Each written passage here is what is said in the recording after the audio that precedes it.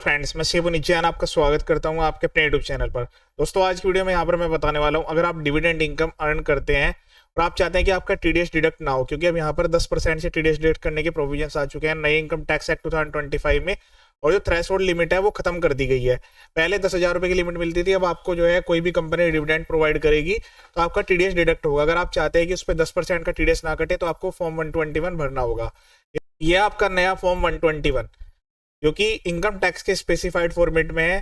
तो अगर आप चाहते हैं कि आपका जो है डिविडेंड इनकम पर टीडीएस डिडक्ट ना हो तो आपको जो है ये फॉर्म भर के सबमिट करने की रिक्वायरमेंट आएगी।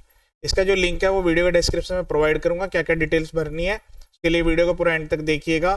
जो पर्सन एलिजिबल है वही इसको फाइल करे, अदरवाइज आप फाइल मत करिएगा। पॉइंट टू पॉइंट बताने वाला हूँ, आप साथ के साथ नोट डाउन भी कर सकते हैं। इसके अलावा अगर आपकी बैंक में एफडी है या आरडी है, आपको इधर इनकम अर्न कर रहे हैं, आप चाहते हैं कि इस पर टीडीएस डिडक्ट ना हो, पीएफ के केस में भी, पीएफ विड्रॉल में भी, तो उसके लिए सेपरेट वीडियो मैंने अपने यूट्यूब चैनल पर अपलोड कर दिया है, वो भी आप देख सकते हैं। उसके अलावा यहाँ पर अलग अलग बैंक वाइज भी सारे वीडियोज मेरे यूट्यूब चैनल पर अवेलेबल है।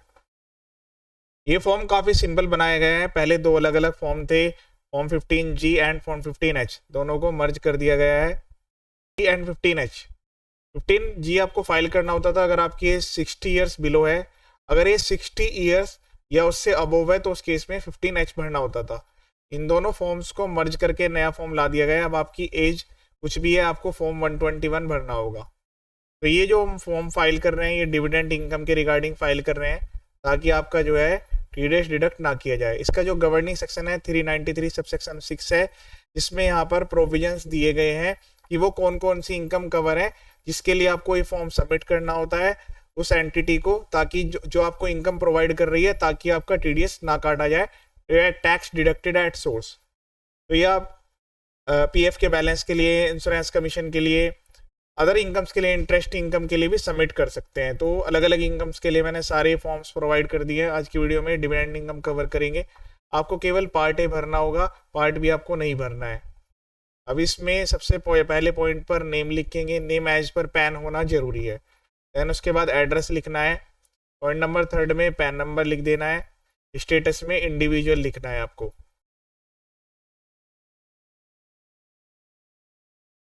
उसके बाद रेजिडेंशियल स्टेटस में रेजिडेंट, नॉन रेजिडेंट या resident but not ordinary resident, 3 category होती है। आप किस में कवर हो रहे हैं वो आपको एक बार डेफिनेशन में चेक करना होगा, उसके हिसाब से यहाँ पर लिखने की रिक्वायरमेंट आएगी। उसके बाद आपसे पूछा जाएगा पॉइंट नंबर 5 में कि आप एक रेजिडेंट इंडिविजुअल है, आपकी एज 60 ईयर्स या उससे ज़्यादा है। अगर दो कंडीशन आप एक साथ फॉलो करते हैं, यस करेंगे। यस करने के बाद आपको यहाँ पर हायर लिमिट मिलेगी। न्यू टैक्स रिजीम में 12 लाख रुपए तक कोई टैक्स नहीं है, और टैक्स रिजीम में 5 लाख रुपए तक कोई टैक्स नहीं है। अगर नो करते हैं, इसके अलावा कोई आप अदर पर्सन है जैसे कि नॉन रेजिडेंट है या एज 60 ईयर्स बिलो है, तो लोअर लिमिट आपको दी जाएगी। न्यू टैक्स रिजीम में 4 लाख रुपीज़ की लिमिट दी जाएगी, और ओल्ड टैक्स रिजीम में 2.5 लाख रुपीज़ की लिमिट दी जाएगी। आपको चेक करना होगा कि आप किस में आईटीआर भर रहे हैं। पॉइंट नंबर 6 में ईमेल आईडी लिखेंगे। पॉइंट नंबर 7 में मोबाइल नंबर कंट्री कोड के साथ, तो इंडिया के लिए 91 लिखना है। आप किसी अदर कंट्री से बिलोंग करते हैं तो उसके अकॉर्डिंग आपको जो है यहाँ पर डिटेल्स लिखने की रिक्वायरमेंट आएगी। जो आपका टैक्स ईयर रहने वाला है वो आपका टैक्स ईयर रहेगा 26-27।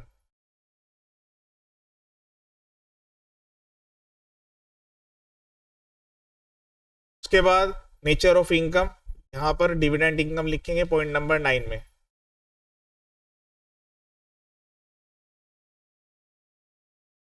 पॉइंट नंबर 10 में इस डिविडेंड इनकम की एस्टिमेटेड इनकम, मतलब इतना एस्टिमेटेड डिविडेंड है आप जो कि आप अर्न करने वाले हैं, जिसके लिए आप ये फॉर्म भर रहे हैं।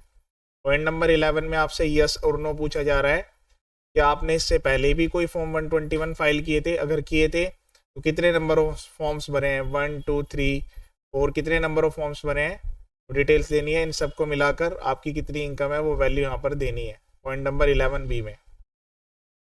अगर ये आंसर नो होता है तो कुछ भी डिटेल नहीं देनी 11A और B में। देन उसके बाद कॉलम नंबर 12 में 10 + 11B, ये जो आपका कॉलम है, इन दोनों को प्लस करके ये डिटेल्स आपको देनी है 12 में।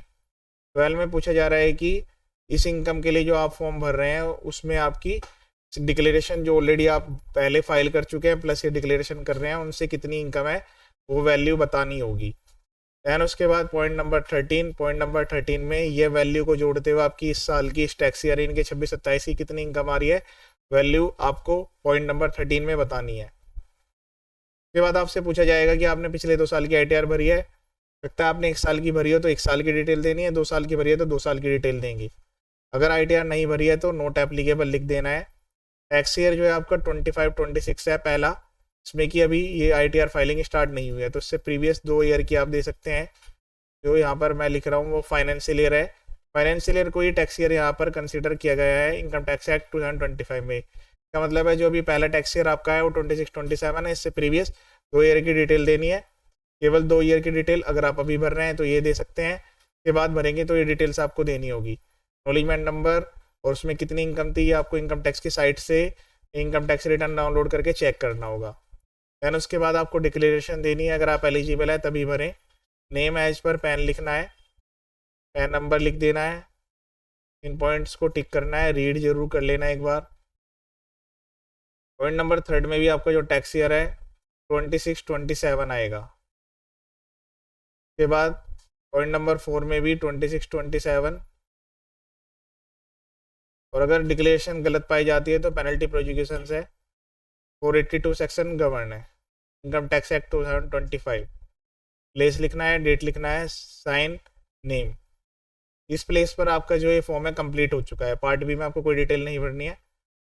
लास्ट में कुछ नोट्स दिए गए हैं, नोट नंबर 1 से लेकर 14 तक, इनको एक बार जरूर रीड करें, वैसे ऑलरेडी हमने कवर कर लिए है। फिर भी अगर आपको किसी पॉइंट में डाउट आता है तो आप कमेंट बॉक्स में कमेंट कर दीजिएगा। लिंक के लिए भी आप जो है मुझे कमेंट कर सकते हैं, इसका लिंक मैं वीडियो डिस्क्रिप्शन में प्रोवाइड करूंगा। ये था कंप्लीट वीडियो। जल्दी मेरे यूट्यूब चैनल पर सारे video income tax return filing के भी अवेलेबल होंगे, बाकी GST और इनकम टैक्स के सारे वीडियो वहाँ पर अवेलेबल है। चैनल का पर्पज फुली एजुकेशनल है, वीडियोज को देखिए और शेयर जरूर